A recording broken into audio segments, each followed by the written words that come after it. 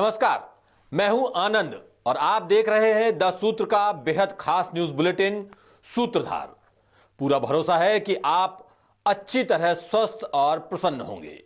सूत्रधार में आज सबसे पहले देखिए नए साल की सबसे धमाकेदार और सनसनीखेज खबर।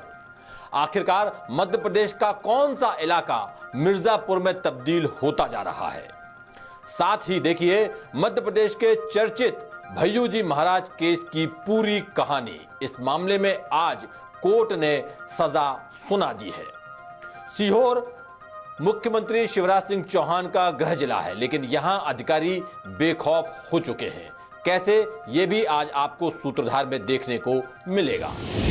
आज की हमारी कवर स्टोरी में देखिए इस साल की सबसे सनसनीखेज खबर। यह ऐसी खबर है जो आने वाले विधानसभा चुनावों में दो राज्य मध्य प्रदेश और राजस्थान दोनों की सियासत पर असर डाल सकती है।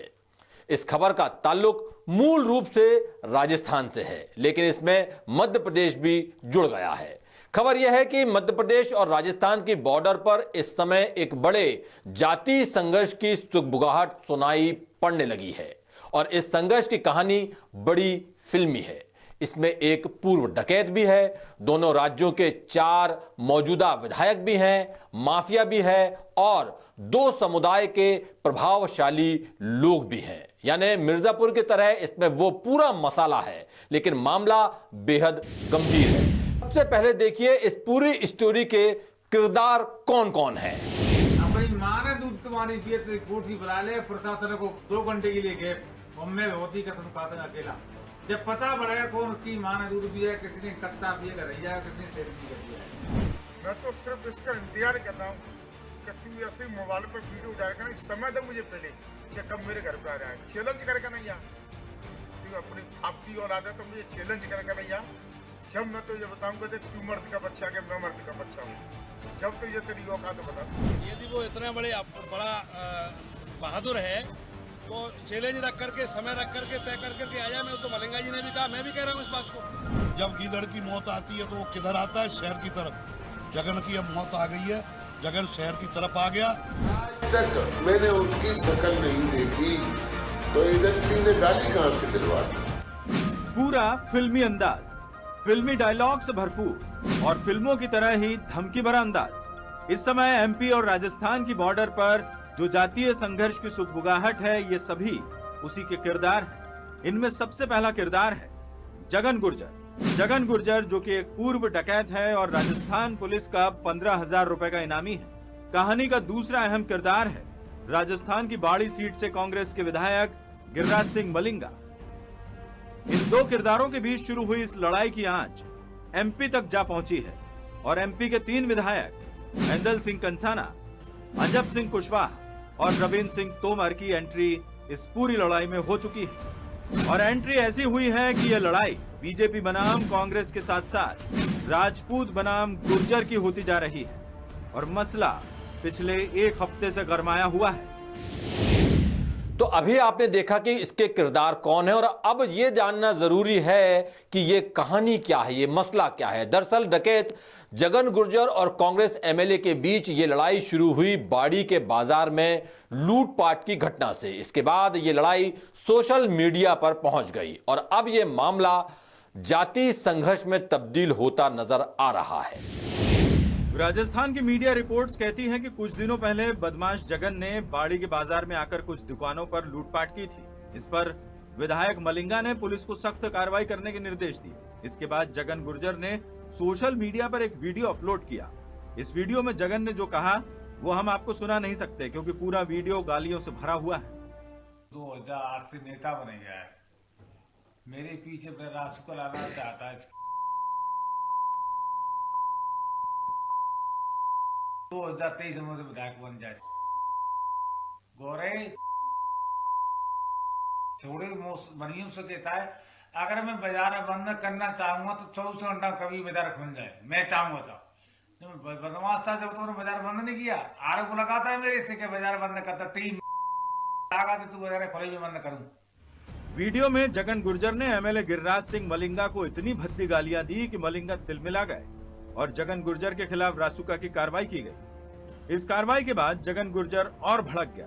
उसने एक और वीडियो जारी किया जिसमें उसने आरोप लगाया कि बाड़ी विधायक ने उसे इसी विधानसभा सीट से बीजेपी के पूर्व विधायक जसवंत गुर्जर की हत्या करने के लिए कहा था और जब उसने इनकार किया तो उसके खिलाफ रासुका की कार्रवाई की गई। जी गिरिराज सिंह मलंगा ने मुंह से कही कि तू जसवंत विधायक को मार दे, केस और एसपी दोनों में तेरा केस हल्को बना दूंगा और तू जल्दी छूट जाएगा। मैंने अब छूटा था तो पहले केस हुआ, उसमें बंदूक बरामद नहीं की उन्होंने, ये कहा था जल्दी छुड़ा के तू जसवंत को मार दे। मैं नहीं मारा था, इसलिए इसने मुझे रासुका की काम करने के लिए तैयारी करी।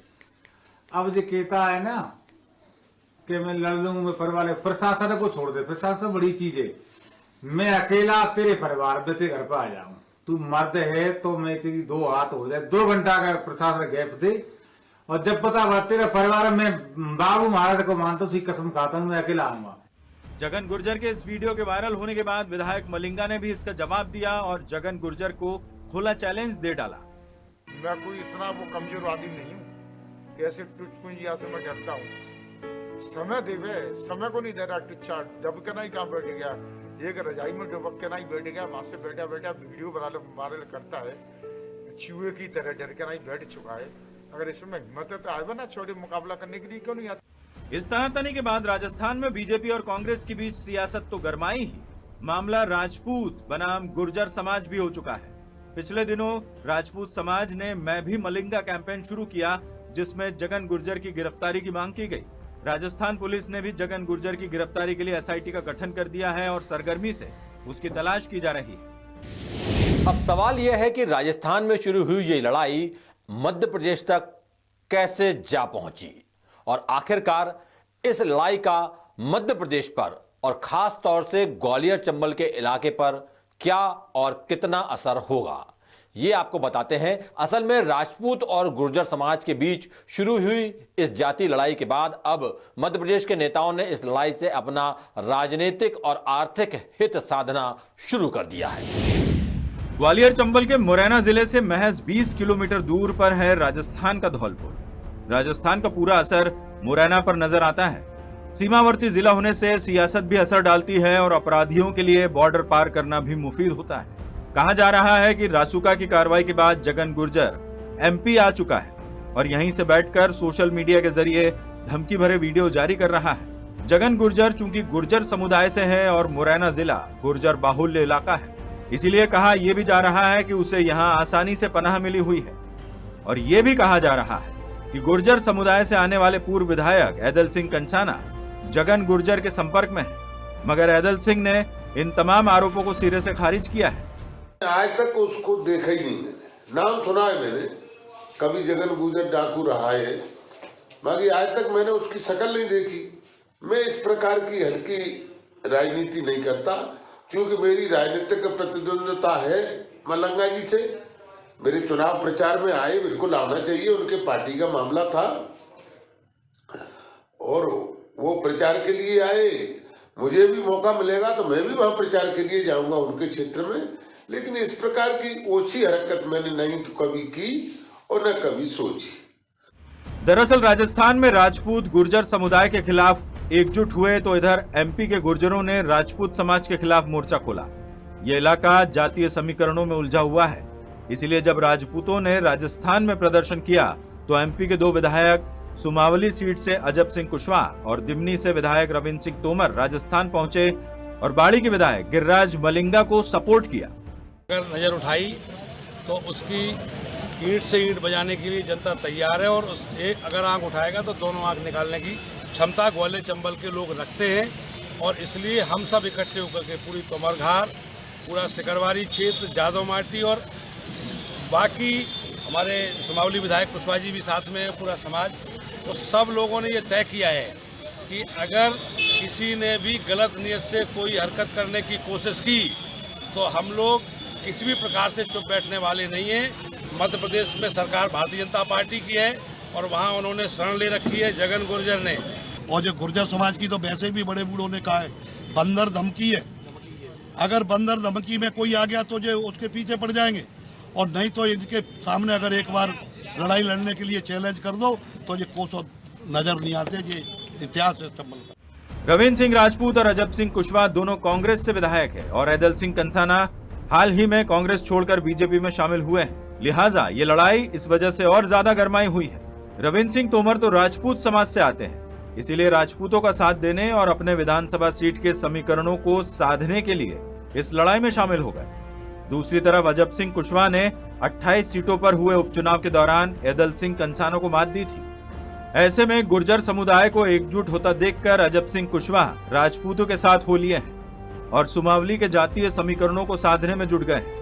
ऐसे में ये मामला यदि जल्द नहीं सुलझता तो आने वाले दिनों में ग्वालियर चंबल में गुर्जर बनाम ठाकुर का संघर्ष नजर आ सकता है और नेता ऐसे भुनाने में पीछे नहीं रहेंगे, क्योंकि चंबल की राजनीति का आधार ही जातीय समीकरण कहा जाता है। लेकिन मध्य प्रदेश में इस लड़ाई की एकमात्र वजह जाति यानी कास्ट नहीं है, एक और वजह भी है और वो है चंबल नदी की रेत। आरोप लगते हैं कि मुरैना में चंबल की रेत का पूरा अवैध खनन का काम एक समुदाय के हाथ में है और अवैध रेत के कारोबार के चलते ही ये समुदाय आर्थिक रूप से भी बेहद मजबूत होता जा रहा है और इन पैसों का इस्तेमाल चुनाव लड़ने के दौरान किया जाता है। इस अवैध कारोबार को संरक्षण भी समुदाय के नेता और अपराधी देते रहे हैं और इसी वजह से हम ये कह रहे हैं कि ये एमपी का मिर्जापुर है और इसके किरदार असली हैं। लेते हैं एक छोटा सा ब्रेक। LNCT से आपका ब्राइट फ्यूचर बुला रहा है from LNCT University, providing practical exposure for engineering, management, pharmacy, medical, agriculture science, paramedical, law and many more. Visit lnctu.ac.in। Madhya Pradesh के बहुचर्चित भैयूजी महाराज सुसाइड केस में 3 साल बाद फैसला आ गया है। इंदौर जिला कोर्ट ने उनकी शिष्या पलक, मुख्य सेवादार विनायक, ड्राइवर शरद को दोषी ठहराया है।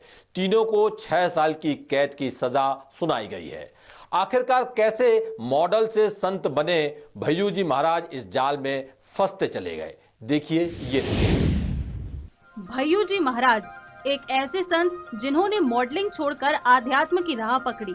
उस दौरान लाखों शिष्य बने, लेकिन किसी ने सोचा नहीं था कि संत की जिंदगी सुसाइड से खत्म होगी। भैयूजी महाराज के सुसाइड के 3 साल पर कोर्ट ने फैसला दिया, जिसमें उन्हें आत्महत्या के लिए उकसाने के लिए 3 लोगों को दोषी पाया है। भैयू महाराज कैसे इस भंवर जाल में फंसते चले गए, देखिए सिलसिलेवार। 2015 में भैयू महाराज की पहली पत्नी माधवी का निधन हो गया। इनकी एक बेटी कुहू है। पत्नी के निधन के बाद महाराज अकेलेपन का शिकार हुए, लेकिन बेटी पुणे में रहती थी, इसलिए भैयू महाराज के मन को जान न सकी। भैयू महाराज की शिष्या और कुहू की केयर टेकर पलक ने महाराज के जीवन में एंट्री ली। जैसी कि पलक की एंट्री हुई, भैयू महाराज का झुकाव उसकी ओर बढ़ता गया। उसे दूसरे शिष्यों की तुलना में ज्यादा तवज्जो मिलने लगी।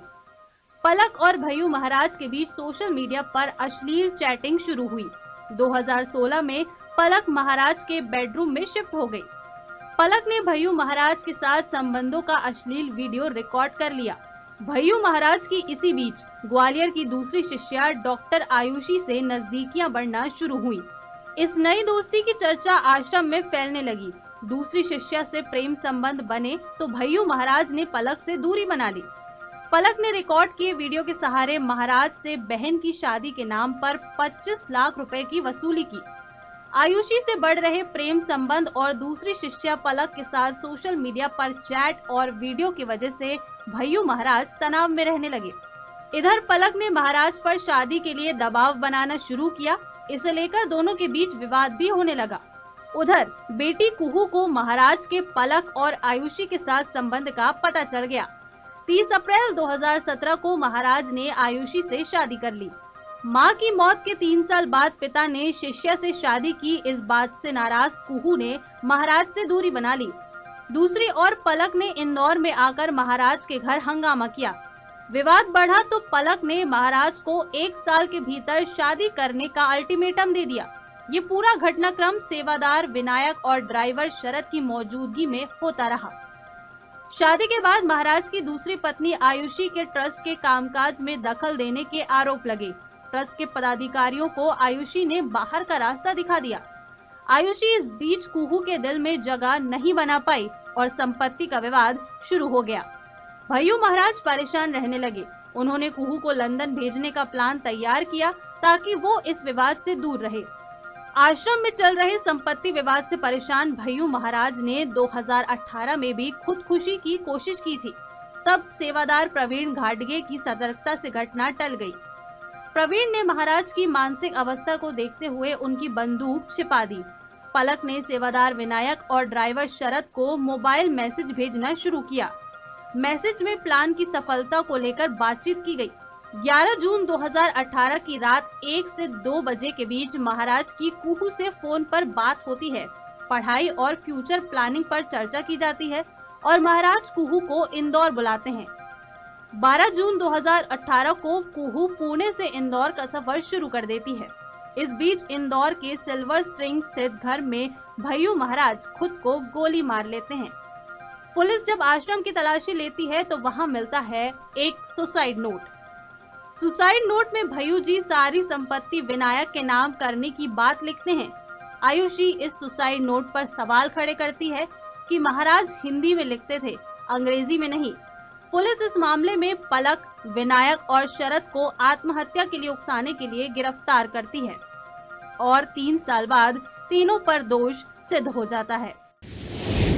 सीहोर मध्य प्रदेश के मुख्यमंत्री शिवराज सिंह चौहान का गृह जिला है। यहां तैनात अधिकारियों को ज्यादा सतर्क और मुस्तैद होना चाहिए, लेकिन यहां हो उल्टा रहा है। यहां के अधिकारी और कर्मचारी बेखौफ नजर आते हैं। इस सिलसिले में एक वीडियो सोशल मीडिया पर वायरल हो रहा है। देखिए ये वीडियो। तो 12 चक्का है 10 चक्का है? 10 चक्का तो 12 का 400 लगे। 12 का 400 लगे। दी तो रही सर यार, गाड़ी लगा लो। अरे 12 का 400 लगे यार। पैसे रख तेरी जेब में रख, यहाँ मत कर। पैसा नहीं हमारे पास में, हूँ इससे उधार लेकर दे रहे हैं तुम्हें तो पैसे रख ले। अरे हमारा नहीं, मारा से ज्यादा के पास। तू 300 पैसे दे के जा। इस वीडियो में जो अधिकारी खुलेआम रिश्वत मांग रहा है वो इछावर के बोर्दी कला रेत नाके पर तैनात खनिज अधिकारी है और रिश्वत मांगी जा रही है रेत का अवैध खनन करने वाले ट्रकों से। ड्राइवर अधिकारी से 100 रुपए कम होने की वजह से 300 रुपए लेने की गुजारिश करता सुनाई देता है, लेकिन अधिकारी 400 रुपए से कम में मानने को तैयार नहीं है। और आप ये भी कहते हुए सुन सकते हैं कि यदि पूरे पैसे नहीं है तो ट्रक को खड़ा कर दो। 12 का 400 लगे। दी तो रही सर यार, गाड़ी लगा लो। अरे 12 का 400 लगे यार। पैसे रख तेरी जेब में रख, यहाँ मत कर। पैसा नहीं हमारे पास में, हूँ इससे उधार लेकर दे रहे हैं तुम्हें तो पैसे रख ले। अरे हमारा नहीं, मारा से ज्यादा के पास। तू 300 पैसे दे के जा। मैं आज यही देखूंगा 300 देता है कि तू 400 देता है। खड़ी कर ले। जब ड्राइवर अपने साथी से 100 रुपए उधार लेकर खनिज अधिकारी को देता है, उसके बाद इस ट्रक को आगे जाने की परमिशन मिलती है। और ये सब कुछ उस जिले में है जो मुख्यमंत्री शिवराज सिंह चौहान का गृह जिला कहा जाता है।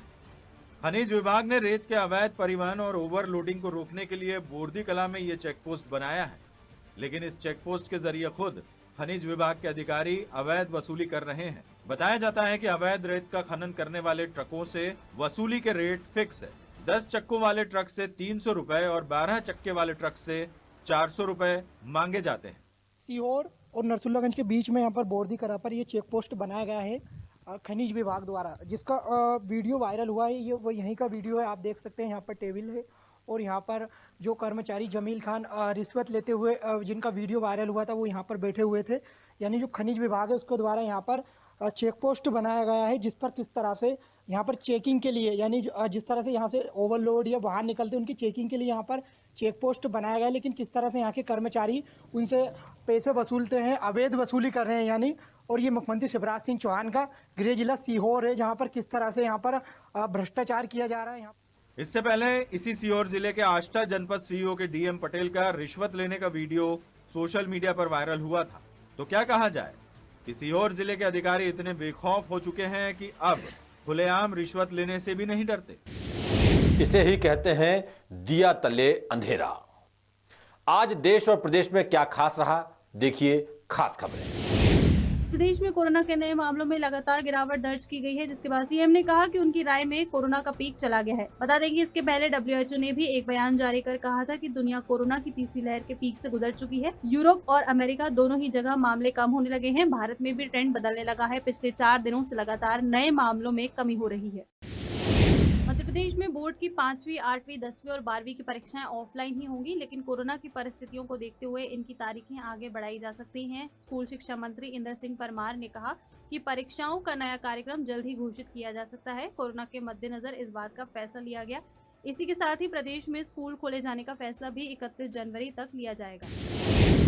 सुप्रीम कोर्ट ने SC/ST को प्रमोशन में आरक्षण पर बड़ा फैसला दिया। सुप्रीम कोर्ट ने इसके पैमाने तय करने में दखलंदाजी से इनकार कर दिया है। सुप्रीम कोर्ट ने कहा कि हम ऐसा नहीं कर सकते हैं, ये राज्यों को करना चाहिए। सुप्रीम कोर्ट ने कहा कि राज्य सरकारें रिजर्वेशन तय करने से पहले इसका डेटा इकट्ठा करें। अदालत ने कहा कि सरकारें समय समय पर ये समीक्षा भी करें कि SC/ST को प्रमोशन में आरक्षण में सही प्रतिनिधित्व मिल रहा है या नहीं। इस रिव्यू के लिए एक अवधि भी तय करनी चाहिए।